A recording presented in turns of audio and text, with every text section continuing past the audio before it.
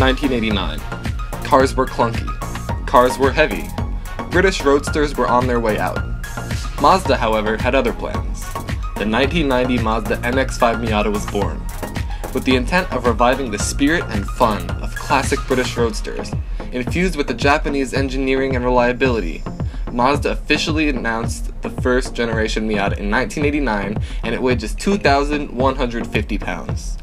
This two-seater convertible is widely considered to be one of the best handling, purest sports cars of all time, and it has gone on to sell nearly 1 million units so far during its now 26-year run. Although not the most powerful engine, just a 1.6 with under 120 horsepower, the experience is supported from every other aspect of driving, and in the end, the driver can have a blast without missing the power. After all, it barely has any weight to pull.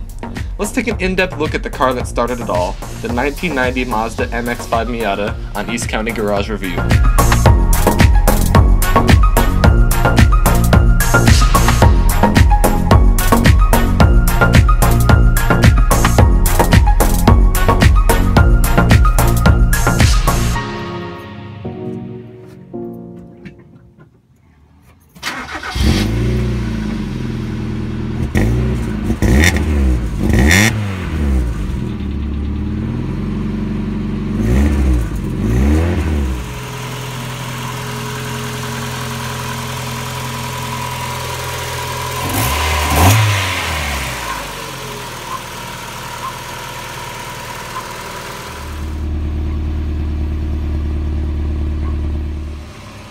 Looking at the exterior of the car, one of the things you'll notice most, one of the most prominent features of the Miatas, is the pop-up headlights. You don't really see these anymore. It's a nice, innocent little happy touch on the car. It gives it a lot of personality. It defines the car. As you can see, it's not a very masculine car. There's no aggressive lines or styling. Everything is very round, very friendly, very feminine, and that's okay.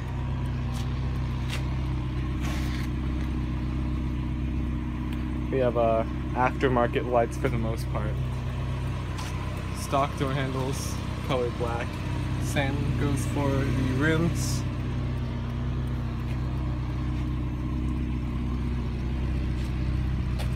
Got a couple dents here and there. It is a 26-year-old car now. But overall in very good condition, with the exception of a few major issues and a couple minor. The paint's in mostly good condition, surprising for a car of its age. The car was definitely built with a lot of quality. Going into the interior, you have these small little metallic door handles. The car sits very low to the ground. Inside, everything is pretty basic. Nothing extra you don't need in this car. Definitely a driver-focused car, all about the driving experience. We do have power steering in this model. Here in our gauge cluster we have fuel levels, tachometer, oil pressure because race car, speedometer, and engine temperature. Manual crank up windows.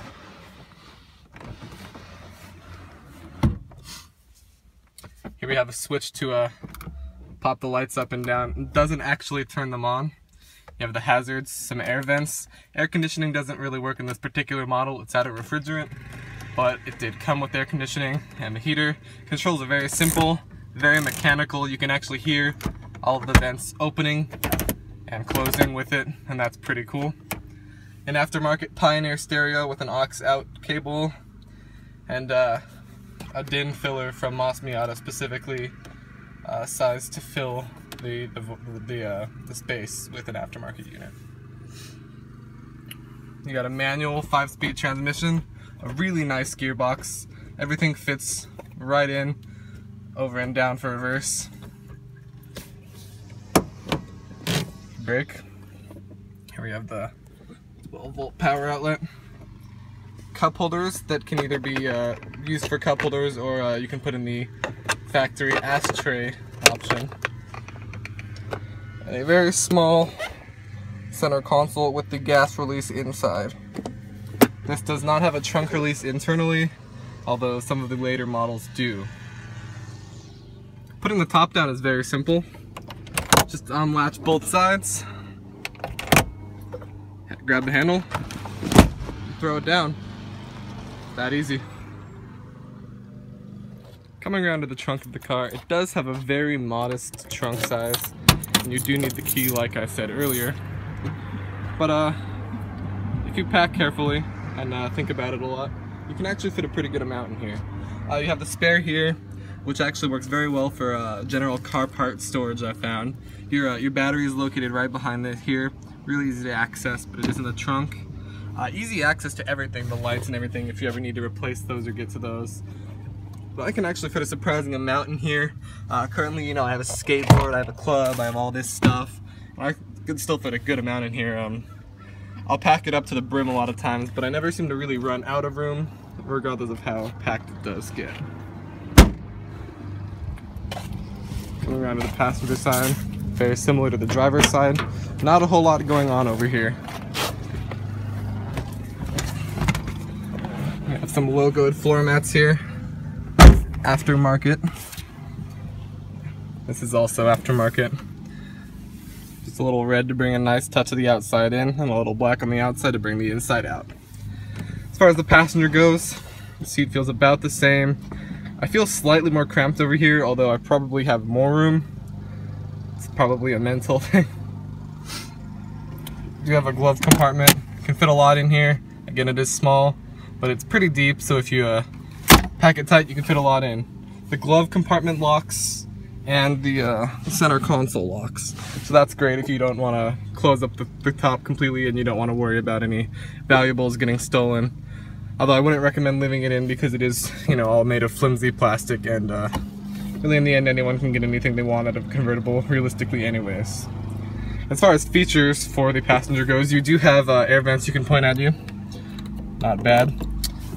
And other than the lock and the window crank, that is pretty much it. Bringing the top up isn't too hard. A lot of people prefer to get outside and do it.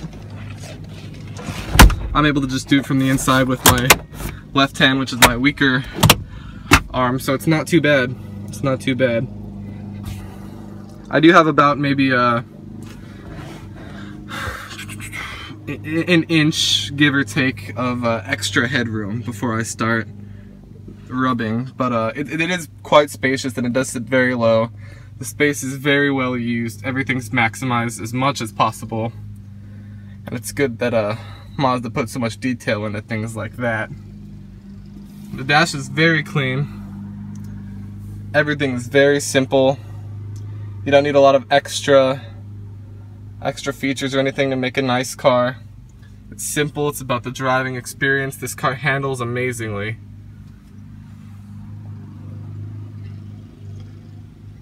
It's a great car. No complaints at all.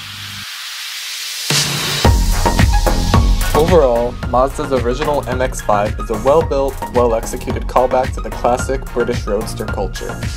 Frequently praised for their handling and reliability, and offered at a relatively affordable price point, the Miata is truly a modern classic.